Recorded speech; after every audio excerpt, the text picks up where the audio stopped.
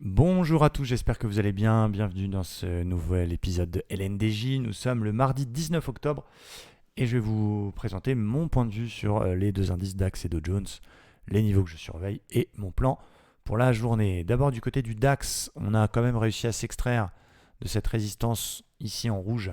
Ça c'était jeudi, ça a été confirmé vendredi, donc on est quand même dans un élan de reprise de la hausse. Alors ça cale un peu effectivement, hier on a une petite séance de baisse. Aujourd'hui, on est de nouveau collé à la MM50. Moi, j'attends. On va regarder, on va zoomer un petit peu. J'aime pas trop le plus haut, plus bas que le précédent. Mais en même temps, on est dans une belle zone de polarité qui était support, support, support, support, résistance, support hier.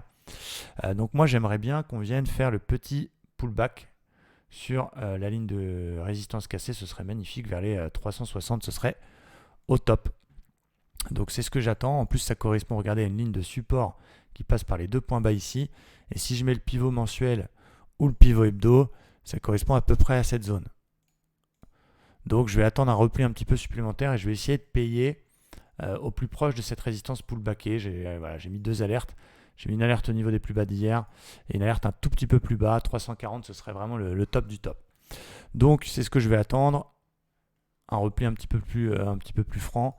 Essayer de payer encore une fois au plus proche du pivot et au plus proche de toute cette zone. Donc je vais attendre un signal un petit peu dit comme je l'appelle FRTM, donc de reprise de la tendance majeure. Donc l'idéal ce serait un repli qui continue un petit peu et hop, le choper là-dessus. Ça serait exactement le pullback sur la résistance cassée.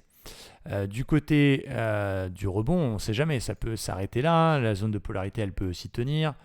Là, il y a une espèce de W en formation, mais on est complètement plein, on est complètement en range, donc je ne vais pas trop intervenir là-dedans. Je vais attendre que ça s'extrait de ça.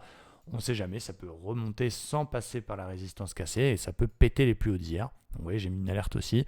Je serais capable d'acheter la cassure des 15 500, 510 points pour aller rechercher les 600 avec une entrée un peu millimétrée et un stop sous le potentiel throwback. Donc plutôt un billet à l'achat.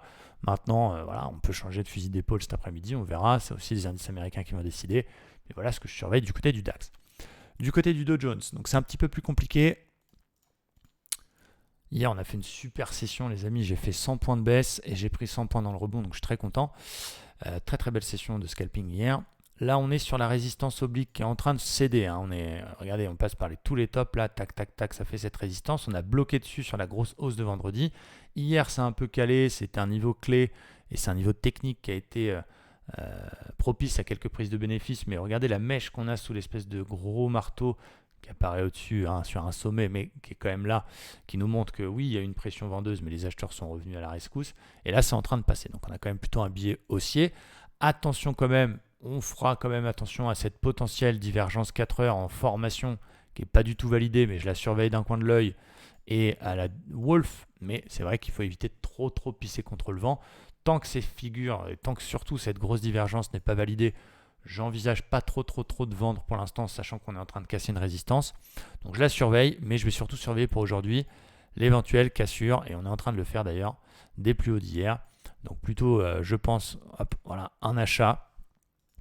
Sur la cassure des plus hauts d'hier, je vais attendre l'ouverture américaine parce que voilà, je préfère rester libre pour l'Open US, mais il y a de grandes chances qu'on aille, on a en plus un triangle ascendant, qu'on aille retourner chercher les 420, qui est le plus haut historique. Donc voilà, plutôt à l'achat, cassure des plus hauts d'hier, cassure du triangle, flux très haussier. Tant que cette divergence 4 heures ne se valide pas, je ne shorte pas.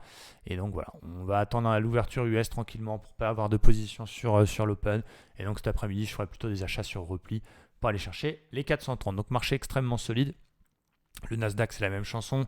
Le Standard & Poor's, c'est pareil. Le VIX est plutôt baissier. Donc voilà, c'est très bien orienté. Et du coup, on a des marchés toujours aussi solides. Il y a quand même la Chine hier qui a mis un peu le bordel avec leur ralentissement de la croissance économique. Mais on a aussi les résultats d'entreprise qui pour l'instant sont plutôt bons. Donc voilà pour mon plan du jour et pour mes niveaux. J'espère que ça vous plaît. J'essaie de faire des vidéos extrêmement courtes pour que vous puissiez les voir au maximum. N'hésitez pas à me laisser un commentaire et surtout à vous abonner à la chaîne YouTube. Merci à tous, très bonne journée de trading. Restez prudents et à bientôt. Ciao.